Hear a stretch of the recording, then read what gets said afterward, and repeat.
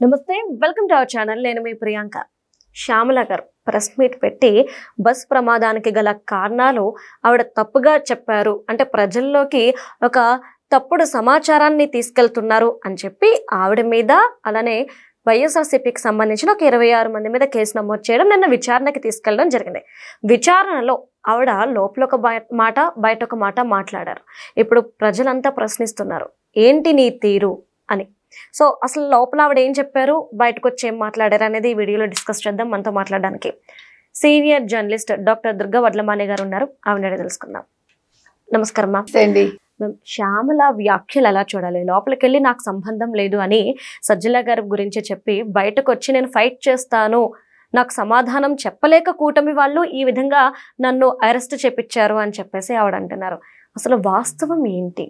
అసలు వైసీపీ వాళ్ళు చెప్పేది ఏదైనా నిజం ఉంటుందా? అబద్ధాలు చెప్పడంలో దిట్టలు వాళ్ళు.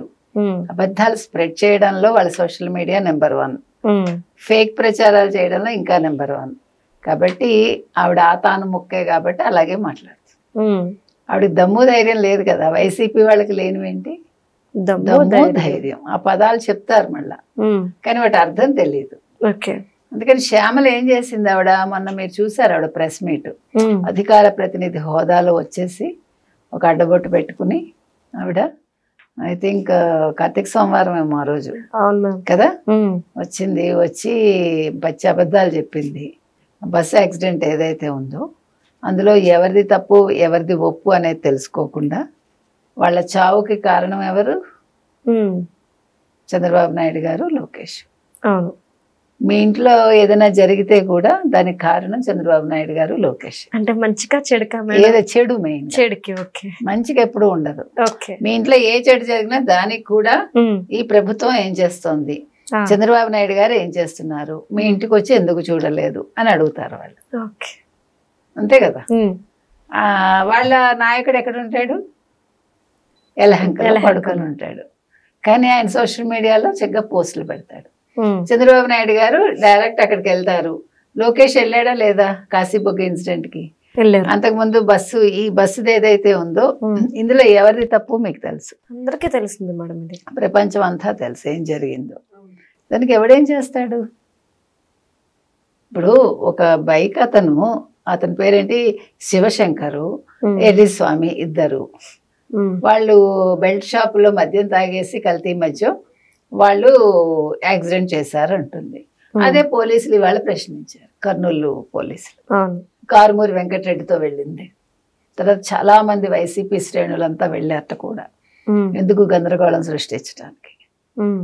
ఇదేమన్నా పెళ్లికి వెళ్తున్నారా ఓ 10 మందిని వెంటేసుకుని వెళ్ళటానికి? ఆవిడ వెళ్ళేది విచారణకి. అసలు మనకు అర్థం కాని విషయం ఏంటంటేనండి, వైసీపీ వచ్చాక ముఖ్యంగా జగన్మోహన్ రెడ్డి మీద కేసులు ఫైల్ అయ్యాక ఆయన కోర్టుకు వెళ్ళాలంటే ఒక మహారాజు, మీరు చూసుంటారు సినిమాల్లో, ఆయన ఎట్లాగా వస్తాడు అక్కడ, ఇదన్నీ ఏమంటారు, ఆయన కోర్ట్ హాల్కి అట్లా ఉంటుంది. ఈయన విచారణకి వెళ్తే వెనకాల వందిమాగదులు అంటే ఎవరు? జై జగన్, జై సీఎం అనేవాళ్ళు వందిమాగదులు. తర్వాత ఆయన చుట్టూ 100 మంది. ఆయనకి పాపం ప్రాణ భయం కదా, ఆయన ఎక్కడికి ఒక్కడు వెళ్ళలేడు, ధైర్యం లేదు. తప్పు చేసిన వాడే ఒక్కడు వెళ్ళలేడు, తప్పు చేసిన వాడే ప్రజల్లోకి వెళ్ళలేడు, తప్పు చేసిన వాడే నీళ్లలో దిగలేడు, తప్పు చేసిన వాడే బురదలో దిగలేడు. అవునా? అందుకని ఆయన దిగలేడు. కాకపోతే ఏమైంది, ఇప్పుడు శ్యామల గారు కూడా అలాగే తెలియదు. అంటే వైసీపీలో ఎవడు తప్పు చేసినా వాళ్ళ చుట్టూ 10 మంది ఉంటారు. అట్లా ఈవిడ కూడా ఓ 10 మందిని వెంట వేసుకుని పోలీసుల దగ్గరికి వెళ్తే పోలీసులు అడిగారు, మీరు ఎవిడెన్స్లు చూపించండి, వాళ్ళిద్దరు వాళ్ళే జరిగిందని, వాళ్ళు ఏదో తాగేసి రచ్చ చేశారు, తాగేసి బస్ యాక్సిడెంట్కి వాళ్ళు కారణం అయ్యారన్నారు కదా, మీ దగ్గర ఏ ఎవిడెన్స్లు ఉన్నాయో చూపించండి అంటే ఆవిడ ఏమంది, నాకేం తెలియదండి, నా దగ్గర ఏ ఎవిడెన్స్లు లేదు, సారీ ఏ ఎవిడెన్స్లు లేవు, అసలు ఆ బస్ యాక్సిడెంట్ ఎలా అయిందో కూడా నాకు తెలీదు. బాగుందా? బాగుంది మేడం. అయితే మాకు స్క్రిప్ట్ వస్తుందండి, నేను అధికార ప్రతినిధిని కాబట్టి ఆ స్క్రిప్ట్ చదివాను. స్క్రిప్ట్ ఎవరిస్తారు మామూలుగా? సజ్జల రామకృష్ణారెడ్డి గారు పంపిస్తారు. మీకు తెలీదా? సజ్జల రామకృష్ణారెడ్డి గారే స్క్రిప్ట్లు పంపిస్తారు.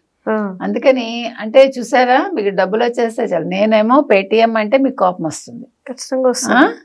మీకు ఇవాళ పేమెంట్ పడిందండి, మీరు అందుకే ప్రెస్ మీట్ పెట్టారంటే మీకు కోపం వస్తుంది. కానీ ఆవిడ డబ్బులు పడ్డం వల్లే కదా ప్రెస్ మీట్ పెట్టింది.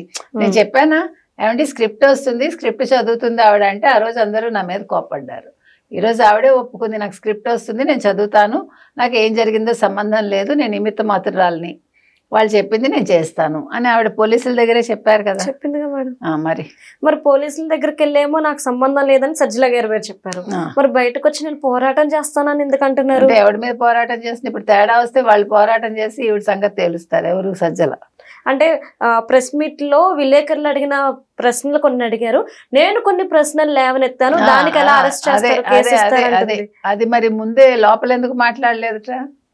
అంటే దమ్ము లేని ఎవరు ఆవిడ? శ్యామల.